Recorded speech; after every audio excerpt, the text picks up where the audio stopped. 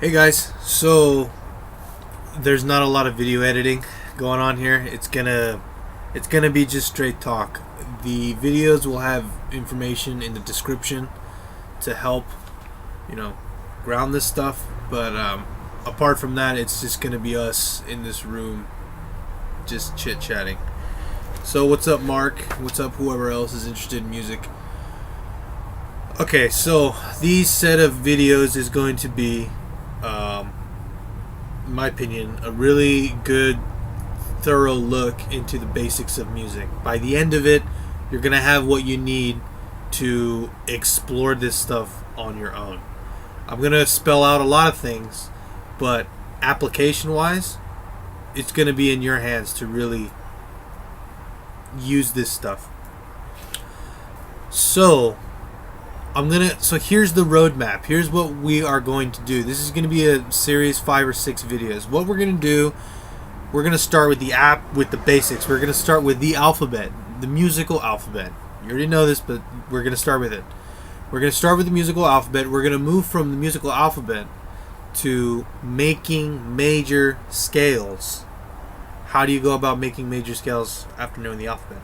And then for major scales, we're gonna organize them using the circle of fifths, and then after we organize a scale, we understand what a scale is. We're gonna use those notes to make chords to understand how you go from a major scale to the chords, and then once we have an understanding of chords, the last step is harmony, which is we're gonna unpack the reasons why certain chords go together.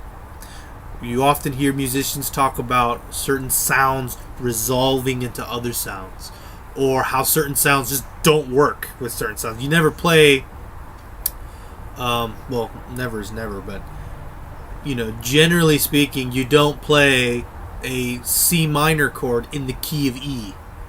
It just doesn't sound right. But why? Why? Ear-wise, that's fine, but we're interested in unpacking the reasons as to why certain things work and why certain things do not work. The idea is having that knowledge in your hands will put you into position to, orientate your creativity. You'll kind of know what to do or what not to do, or. So, let's start.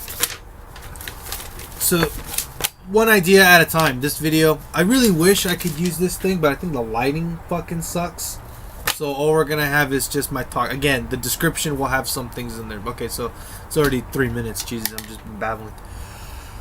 The musical alphabet. That's all we're gonna talk about in this video. The musical alphabet. The good news is the musical alphabet only has 7 letters. 7 letters. It goes from A to G. That's it. Well, Eddie, wait a minute. Then what happens after G? Well, after G, you get another A. A, B, C, D, E, F, G, A. What happens before A? Well, it's a G. A, G, F, E, D, C, B, A. Forever. Never stops. Now, here is the important thing. Is that with only 2 exceptions, between every letter, every group of letters, between A and B, there is another note. There is a note in between A and B. Now, what is that note called? Well, the note has 2 different names, which get acquainted with the 2 of them. And it depends from which direction you're coming from. If you're coming from A, like here's A and here's A and here's B, right? That note in between, it's slightly above A. So from that point of view, it would be called A sharp.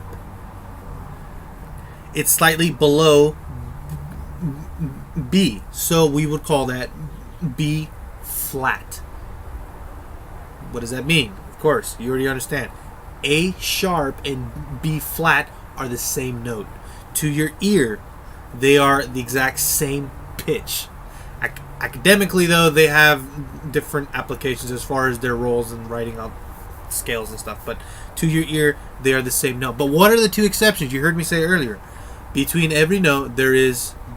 between every 2 letters, there is a note, except for 2 exceptions. And what is that? and you have to grill this in your head until the day you die. Between E and F,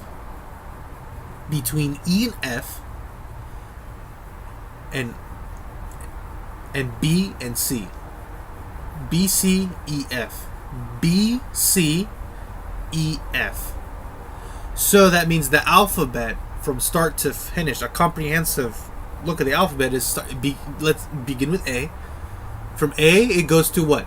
A sharp. Let's just use all sharps. Don't bother with flats yet. A sharp. From A sharp goes to B. And then from B it goes to B sharp. It goes to C. There's no such thing as B sharp. Well, technically you can call C B sharp, but there's no such thing as a note between B and C. It goes from B to C. And then from C, C sharp to D, D to D sharp to E, E to E sharp, goes to F. There's no E sharp. F to F sharp to G, G to G sharp, back to A. And when I say back to A, it's not actually going back, but going up still. So that's what you got to know. That's the absolute beginning.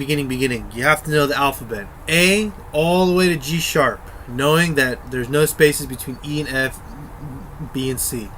Writing of the scale will be written in the description, and an exercise that you can use if you're playing a guitar, that every step up the ladder of alphabet is represented by one fret shift. So let's say you're on open E string, let's say like the high E string.